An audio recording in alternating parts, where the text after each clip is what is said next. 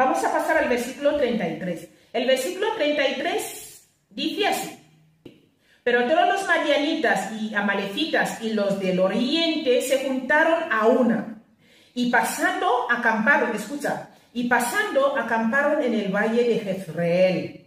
Mira, mi querido amigo, eso parecía ser su incursión periódica a Israel. Entonces vemos ahí que durante la cual ellos, ¿qué hacían? Saquearían la tierra. Y ahora encontrarían que su recibimiento no sería la misma. Ahora ya tienen a Jerobal, el que destruye a los ídolos. Mi alma te alaba.